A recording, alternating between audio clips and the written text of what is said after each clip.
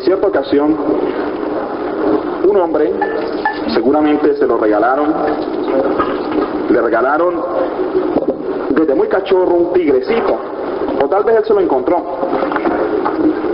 Y él empezó a criar el animalito ahí en la casa, desde pequeño, el tigrecito.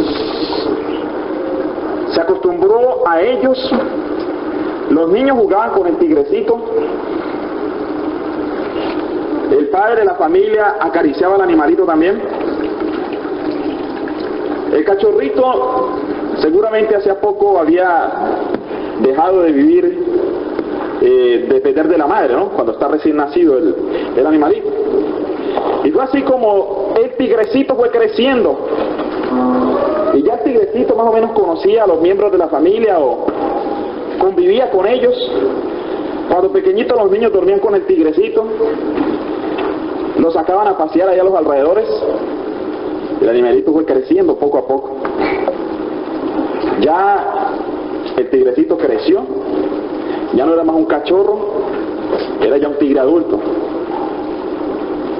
Y en su granja el padre de familia estaba haciendo una labor y tuvo un accidente y se hirió una pierna. Él estaba en su casa curándose, se curó la herida, pero la dejó destapada para que la herida secara. Entonces, el animalito siempre era bien cariñoso con el amo y lo olía, lo lamía, pues como un perro. Y el tigrecito, el tigre ya adulto, empezó a acariciar a su amo y le pasó la lengua por donde estaba la herida. Y siguió allí, parece ser que le gustó la herida. Y siguió allí lamiendo. Y cuando ya este hombre sintió un pequeño ardor, trató de quitarlo, pero el tigre le gruñó. Los tigres gruñen, bueno, yo digo gruñó, ¿no? Le haría como un perro, ¿no? O rugió, vamos a decir. Se enojó. Se puso como ofensivo. Y este hombre, bueno, menos mal que el tigre no entendía, no entendía ningún idioma. Tuvo que decirle a uno de sus hijos que le alcanzara la escopeta. Le alcanzó la escopeta, se la puso en la cabeza y lo mató instantáneamente. Parece una historia un poco inusual, pero esa es la realidad del pecado. A veces el pecado, ciertos pecados, parecen pequeños, inofensivos.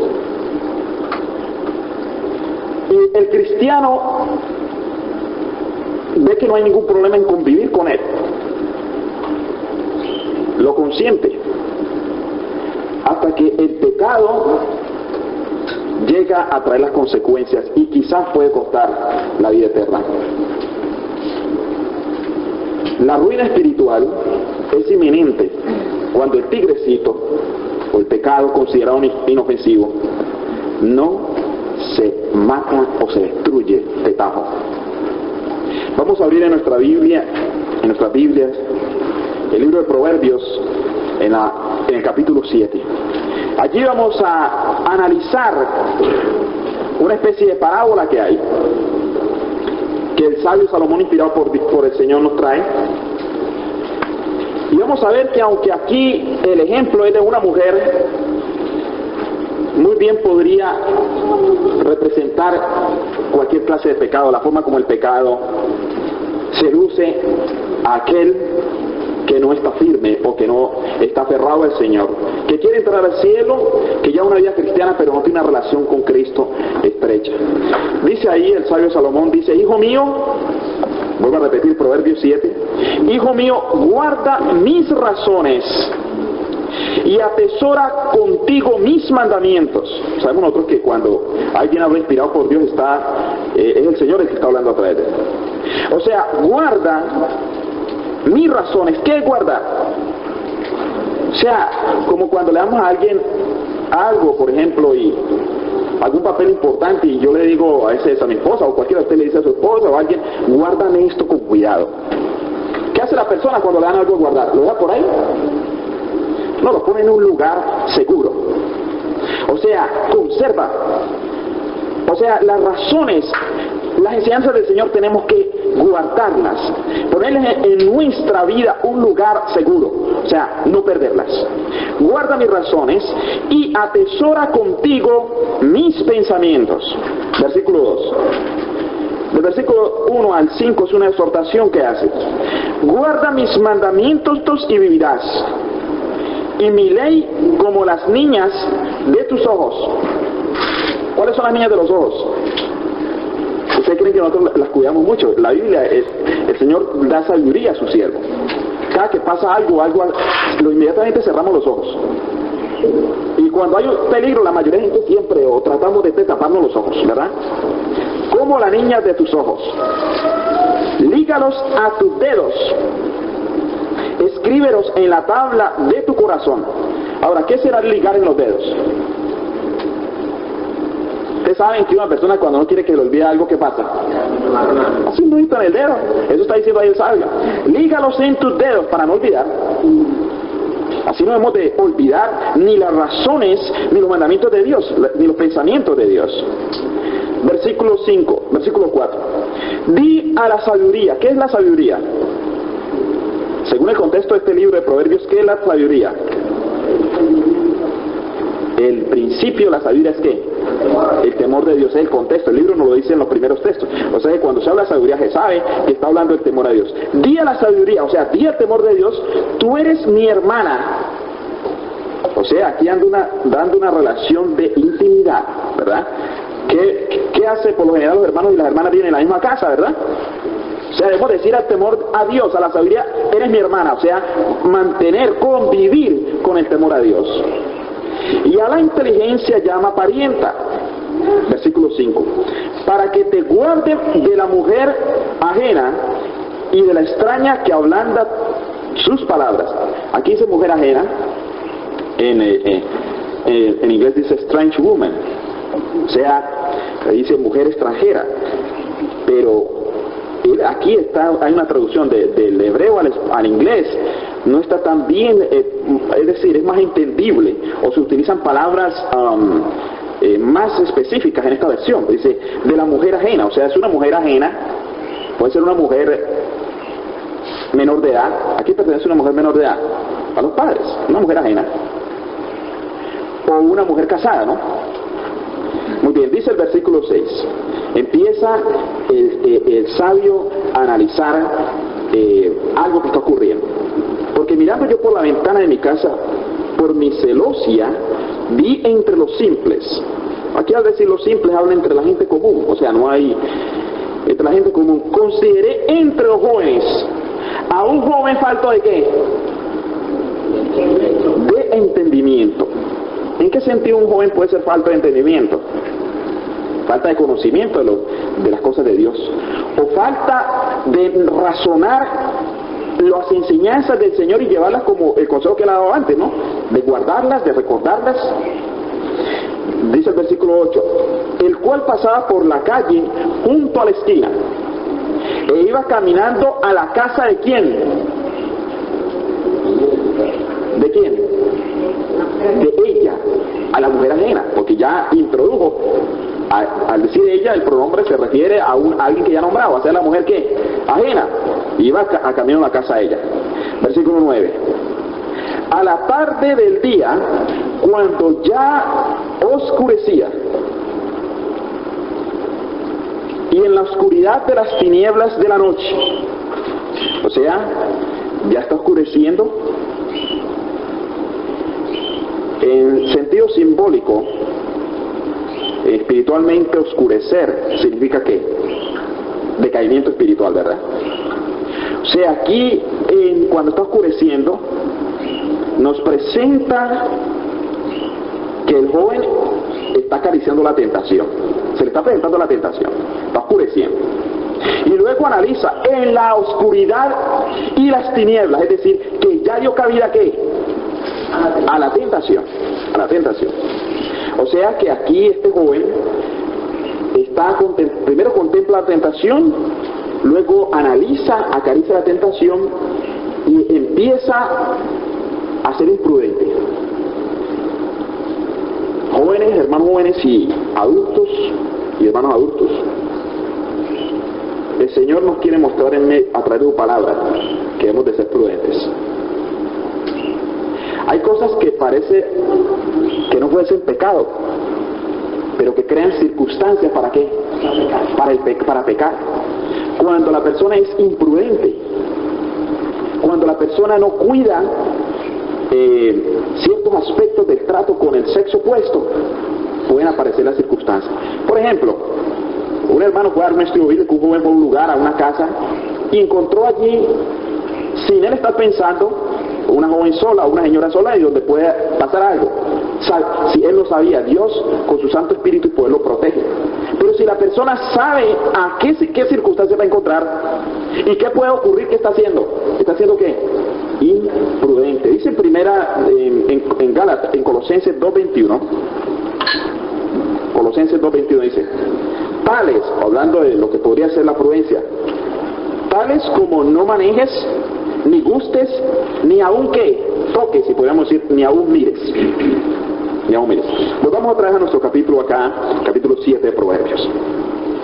Y dice, cuando es aquí, o sea, el joven va camino allá, ahí está contemplando lo que es la tentación, su espiritualidad va oscureciendo, dice aquí en la tarde, en la oscuridad y en las tinieblas de la imprudencia. Como podríamos decir es, algunas veces, entre jóvenes del sexo opuesto, juegos de manos. O sea, hay personas que tienen mucha confianza, un joven con una señorita, la abrazas, juegan de esa manera, y eso no debe ser así, porque se puede exponer a un terreno que el Señor no quiere. Quizás al principio no tenga intenciones, pero se está exponiendo. Y aquí el sabio Salomón, a través de esta parábola, nos muestra cómo va siendo como el tigre, ¿verdad? Como el tigrecito que crió el dueño allá, que le parecía inofensivo. Seguramente este joven al principio pensó lo mismo. Y dice, he aquí, una mujer le sale al encuentro, con atavío de ramera y astuta de corazón. El contexto nos muestra a una mujer ajena, y vamos a ver más adelante que es casada, pero no nos dice que es ramera. Sin embargo dice con atavío de ramera. Seguramente la mujer no era ramera, pero trata de vestirse, o sus atavíos, sus ropas son de una forma atractiva, ¿verdad? Seductora, es lo que quiere decir aquí el autor. Dice más adelante en el versículo 11, alborotadora y rencillosa, y sus pies no pueden estar en casa. Aquí presenta en el versículo 11 las características generales del carácter de esta mujer. No las características del carácter de lo que está ocurriendo en esos momentos, sino generales, porque dice alborotadora y rencillosa. Sabemos que ella ahí no estaba peleando con el joven, vamos a ver, ni está alborotando, y dice sus pies no pueden estar en casa. O sea que no es una ama de casa. Ella quiere estar en la calle, dice sus pies no pueden estar en casa. Número 12, unas veces está en la calle, otras en las plazas, acechando por todas las esquinas. En el lejano oriente, en aquel entonces, y en muchas culturas hoy en día, una mujer de buena reputación no anda en la calle y tarde de la noche. Estoy diciendo en algunas culturas. Estoy aclarando esto porque no quiero que alguien piense si alguna ama trabaja de noche y viene tarde horas de la noche de trabajar, o en una factoría, alguna cosa, no quiero que haya un juicio de que estoy hablando mal de ella. No, yo estoy diciendo en algunas culturas, y por lo general, si no tiene nada que hacer una dama de buena reputación, y así lo dicen los eruditos, si no se veía bien que estuviera de noche, cuando ya oscurecía, que anduviera de noche en las calles sola. Versículo 13, se asió de él y le besó. O sea, presenta a esta mujer un aspecto, no hay noción de qué, de respeto. Es una mujer, es casada, pero va y besa al joven que ha encontrado allí. Con semblante descarado, dice aquí, le dijo, sacrificios de paz había prometido, hoy he pagado mis votos. Resulta que en Israel, cuando se hacía el sacrificio en el templo, una persona presentaba un cordero, presentaba una ofrenda, había que dividir entre dos lo que se presentaba. La mitad del sacrificio de la comida del sacerdote. Me imagino que el sacerdote debe estar un poquito gordito, ¿no es cierto? Porque porque si mucha gente, bueno, debían de haber varios sacerdotes, porque uno solo no se podía comer todo, pero la orden a los sacerdotes era que se comiesen, o sea, lo que se presentaba, hay que quitarle la carne gorda al animal, y el resto se dividía en dos, la mitad lo comía el sacerdote, me imagino que lo compartiría con su familia, porque los sacerdotes levitas no tenían salario y lo que ellos ganaban eran para su familia, y el resto, si era un padre de familia, el resto lo compartía con sus hijos, con su esposa, se comía la mitad. Tal vez la persona que presentaba su sacrificio no podía comérselo en el templo, seguramente lo llevaba a casa. Entonces todo lo que ella le presenta al joven, le dice, sacrificio de paz había prometido, hoy he pagado mis votos. O sea, ella busca una manera, es decir, un motivo, como decirle, hoy tengo fiesta en la casa, hoy voy a celebrar, ¿no? Dice, por tanto, he salido a encontrarte, buscando diligentemente tu rostro y te he hallado. O sea, aquí le presenta a este joven, le presenta a la mujer, se trata de como de ganar el cariño de él. Dice, por tanto he salido a encontrarte. O sea, él se siente que como apreciado por alguien. ¿Y qué más? Y te he hallado. Ahora, primero que todo, cuando dice que diligentemente está buscando su rostro, y cuando dice que ha salido a encontrarlo, podemos decir que se despierta en el ser humano lo que hoy los psicólogos defienden y que es una artimaña venenosa para el cristiano, y es la estima propia. Ustedes podrán ver psicólogos, y quiero decirles también, y aún ministros de algunas denominaciones, y aún quiero decirles que me encontré en una universidad adventista un profesor pastor que hasta escribió un pequeño libro que habla de la estima propia, y dice, no, esta persona anda mal porque no se estima. Pero nosotros sabemos que la respuesta no es que la persona se estime y tenga estima propia, sino que estime a Cristo Jesús, que sepa que Cristo Jesús lo estima. Entonces, aquí cuando la persona se siente, tiene que la estima de los demás, o sea, siente que la mujer lo estima, olvida que Cristo también lo estima y que Cristo lo ama. Cuando la persona pierde la noción o se olvida de que Cristo le ama y no recuerda a Cristo en el momento de la tentación y lo que Cristo ha hecho por él, entonces puede decir, la tentación puede decir, como dice la mujer aquí al final, y te he hallado. Versículo 16. Desde el versículo 16 en adelante nos presenta, del 16 al 18, nos presenta cómo el pecado es premeditado. Dice así, he adornado mi casa, mi cama con colchas, encamadas de cordoncillo de Egipto. He perfumado mi cámara con mirra, aloes y canela. Ven, embriaguémonos de amores hasta la mañana. Alegrémonos en amores, porque el marido no está en casa.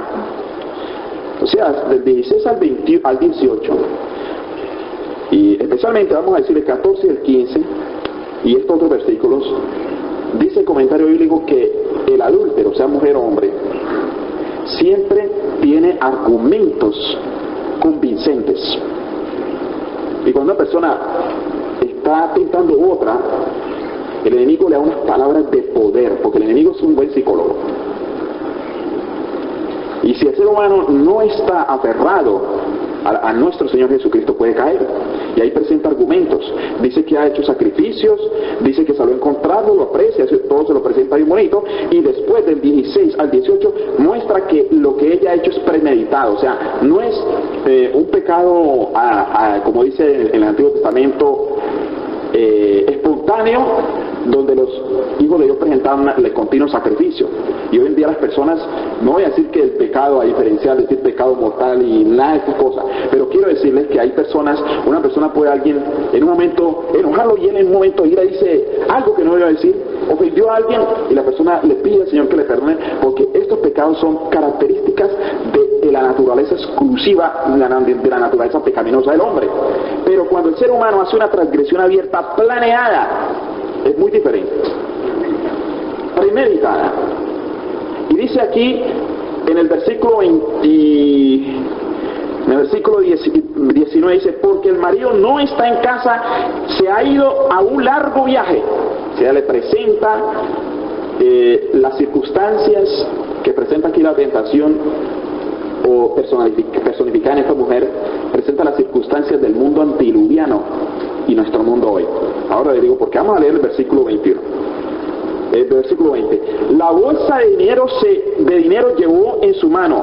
El día señalado volverá a casa. O sea, el marido no está en casa, el viaje es largo. Como prueba de eso se ha llevado la bolsa de dinero, es decir, que va a tener gastos. Hay seguridad de que no viene. Y al día señalado volverá a casa. O sea que no va a venir de un momento a otro, sino un día señalado. O sea que aquí nos presenta la seguridad que tiene el mundo de pecar, pensando de que va a haber paz aún en el pecado y que no va a haber un juicio ni un castigo. Si la gente estuviera consciente de que hay un Dios y que va a haber un juicio, o si lo creyeran y lo sintieran, las cosas no serían igual. Que la persona se preocuparía, yo un día usted ve ante un tribunal, pero el mundo vive en paz, quiere vivir en paz y seguridad encima del pecado. El pecado tiene sus consecuencias. Es por eso que hoy en día yo me admiro cuando los hombres dicen, inventaron tal cosa para el cáncer, inventaron tal cosa para esto y lo otro. El ser humano, en lugar de promover la prevención a las enfermedades, en lugar de prevenir los males, tratan de buscar remedios para los males para que la persona siga cometiendo toda clase de intemperancia, ¿verdad? Toda clase de intemperancia. Ahora, yo no me opongo a que se le alivien las enfermedades a las personas en ninguna manera, pero la actitud no es de prevención, sino de curar. Y por eso mucha gente dice, la ciencia está avanzada. Por ejemplo, el que fuma, y bueno, de pronto inventan algo para el cáncer y cuando me llegue el cáncer del pulmón ya hay remedio, etcétera, etcétera. Y aquí presenta una seguridad, casi la misma seguridad cuando el ser humano ve que hay seguridad y paz en pecar y que no hay circunstancias, prevalece una situación como la antediluviana. Vamos a leer en Génesis 6. En el versículo 5 en adelante dice, y vio Jehová que la maldad de los hombres era ¿qué? Mucha en la tierra, y que todo que designio de los pensamientos del corazón de ellos era continuo solamente ¿a qué? Al mal. Y se arrepintió Jehová de haber hecho al hombre en la tierra y le dolió en su corazón. Y ahí dice más adelante, el versículo 7, que el Señor decidió hacer el diluvio, destruir todo, pero, versículo 8, pero no halló gracia ante los ojos de Jehová. No sabe el mundo, mis hermanos, que el Señor está deteniendo los vientos de destrucción por una manada fiel que tiene, por un pueblo pequeño y fiel que tiene. Pero hoy las circunstancias, permanecen las circunstancias antediluvianas, hoy hay seguridad. Y es tan triste ver que mientras el homosexualismo es una aberración y es una humillación ante los ojos de Dios, hoy en día es casi el tema central en muchas cosas. Los políticos, para ganar votos, dicen que los van a favorecer. La gente piensa que es diferente, tienen organizaciones, y no solo en ese sentido, el homosexualismo, sino otras clases de pecados. Hay tranquilidad, hay seguridad, como aquí está el caso de la mujer, donde el marido no está en casa, se va a demorar, o sea, no hay ningún problema, las cosas se pueden realizar. Versículo 21. Lo rindió con la suavidad de muchas palabras, como decía antes, el enemigo ayuda e inspira a las personas, y la otra persona, déjeme decirles que cuando el cristiano es imprudente, ¿qué pasa con el Espíritu de Dios? Se retira y él queda a merced de la tentación. Dice, lo obligó con la salamería de sus labios, versículo 22, al punto se marchó tras ella como el buey al degolladero. ¿Cómo al buey al degolladero? ¿Será que el buey dice, bueno, en estos momentos me dirijo al degolladero, me van a cortar la aorta, el cuchillo va a estar bien filudo? Eso? ¿Será que el buey dice, no? El buey va en medio de la ignorancia, y podríamos utilizar la palabra en ese sentido, y la estupidez, va el buey ahí, al degolladero. Y aquí está comparando el sabio a aquel joven. Como el buey va al degolladero, y como el necio a las prisiones para ser ¿qué? Castigado. El necio sabe que ya se ha ganado su castigo, y lo van a castigar. El necio sabe que lo van a castigar y ya está seguro. Así va este joven. Ya no hay ni una duda ni un vacilón de volver atrás y resistirnos. Va como el necio a ser castigado. Versículo 23. Como el ave se apresura a la red y no sabe que es contra su vida, hasta que la saeta traspasa su corazón. Aquí termina la parábola del sabio, y luego viene el consejo. Ahora pues, hijos, oídme, y está atento a las razones de mi boca. No se aparte tu corazón de mis caminos, no yerres en las veredas, porque a muchos ha hecho caer heridos, y aún los más fuertes han sido muertos por ella. O sea que podríamos decir aquí, hablando de la tentación personificada en esta mujer, dice los más fuertes. Hay grandes hombres líderes que han caído, ¿verdad? Los más fuertes, dicen. A veces, recuerdo en cierto lugar, había un líder tremendo de la iglesia. Un hombre que se sentía que el Señor lo usaba. Y oí la noticia de que cayó. Caer, pues ustedes saben, ¿no? Cayó en adulterio. Recuerdo cuando una hermana se enteró, dijo, sí, yo no confiaba en él. Yo no confiaba en él. Yo veía eso llegar.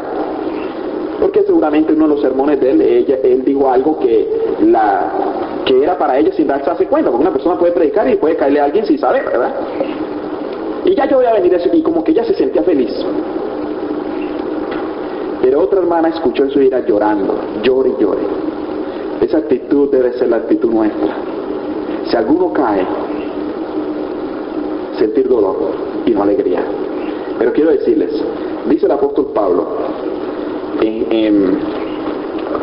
dice el apóstol Pablo en su palabra, en Corintios, dice, en 1 Corintios 12, 13, 10 del 12 al 13, dice el apóstol Pablo, así que el que piensa estar firme, mire y no caiga. No os ha sobrevenido ninguna tentación que no sea humana, pero fiel es Dios que no os dejará ser tentados más de lo que podéis resistir, sino que dará también juntamente con la tentación la salida para que podáis ¿qué? Soportar. Ahora, si aquí dice que los grandes y los fuertes caen, vamos a decir los que tienen conocimiento de la palabra y que buscan al Señor en oración, pueden caer. ¿Cuál será el motivo de que pueden caer? Porque antes de caer viene un pecado que es el que está antes de todos pecados, y es la exaltación, el orgullo. Mis hermanos, tenemos que hasta cuidarnos, escuchen bien, del orgullo religioso. ¿Ustedes creen que existe el orgullo religioso? ¿Es posible el orgullo religioso? Dice el apóstol Pablo, que quiera estar firme, mire y no caiga. Constantemente hemos de estar humillando nuestra vida al Señor Jesús. Constantemente hemos de estar reconociendo que nosotros mismos no podemos, que necesitamos del poder de Él. Cuando consideramos que nosotros podemos, o sea, hay lo que se llama la estima propia, yo puedo, entonces vienen las caídas. Constantemente el cristiano debe estar pensando de que no puede a fin de que Cristo Jesús pueda en él. Dice el versículo 27, como el Seol es su casa. Ustedes saben qué es el Seol, ¿no? El sepulcro. Que conduce a las cámaras de la muerte. En una ocasión, una hermana se acercó a un grupo que estamos hablando en cierta iglesia, un sábado por la tarde estamos hablando, y la hermana se acercó y estamos hablando de Cristo, y a esta hermana el esposo se ha bautizado, las dos hijas se han bautizado, el hijo se ha bautizado y la hermana no se ha bautizado, ella no se ha bautizado, y el pastor le decía, hermana, ¿cuándo? Y el anciano también, ¿cuándo? Y esta hermana varias veces en la semana le preguntaban que cuándo era que se iba a bautizar, y le preguntaban y ella sonreía, no se decía. Y ese día estamos hablando de Cristo, estamos en una conversación, de las conversaciones que deben de tener los hijos de Dios, siempre hablando del Señor y de las cosas eternas. Entonces ella me llamó a un lado y me dijo, ay, yo quiero decirle algo, pero no sé si decírselo. Y yo le dije, hermana, piénselo bien, si cree que puede ser positivo en decírmelo, está bien, dígame. Pero si usted cree que no está segura, no me lo diga. Y ay, no, usted ve que todo el mundo me pregunta y yo me quiero bautizar. que si cuando me bautizo, y yo no me he decidido. Y es que tengo un problema. No se lo he contado a nadie. En mi casa yo creo, en mi casa lo saben, lo presienten, lo han sentido. Yo digo, bueno, hermana, oremos y si la voluntad del Señor, pues vemos a ver qué podemos hacer. Entonces, ella me dijo, mire, lo que pasa, nadie sabe. Yo fumo. Yo fumo y no sé qué hacer. Yo no puedo dejar de fumar. Yo le dije, hermana, ¿usted cree que usted no puede dejar de fumar? Y me dijo, sí, yo no puedo dejar de fumar. Y yo le dije, amén. Porque si usted no puede, Cristo puede en usted. El principio es que usted reconozca que usted no puede y busque al Señor en oración. Y cuando el Señor ve que usted no puede y está rendida a Él, el Señor va a orar con su poder. Yo pienso que la hermana se hizo bautizar, ahora vive en otro estado. Tengo entendido que hizo bautizar, me imagino que el Señor con su poder le ayudó. Pero si yo le hubiera dicho, usted puede, usted tiene fuerzas. Si hubiéramos empezado con la estima propia, usted puede, usted tiene fuerzas, usted es esto, y crear como un pequeño Dios ahí, entonces viene la derrota para la persona. La sierva del Señor, en sus escritos, habla en contra de la estima propia. Muy contrario a lo que los psicólogos hoy quieren meterle a los jóvenes en las mentes. Y yo quiero decirles hoy en día, hermanos y jóvenes, solo Cristo puede. Y podemos estar seguros de que todo lo puedo en Cristo que me fortalece. Dios quiera que el imán de la tentación y el pecado, cualquier clase que sea, que se presente, el Señor nos ayude con su poder a vencerla. Cristo venció todas las tentaciones. Él tiene la fórmula y el poder para actuar en nosotros y poder así triunfar y algún día, no muy lejano, estar con el Señor Jesús en las naciones eternas. Que Dios les bendiga.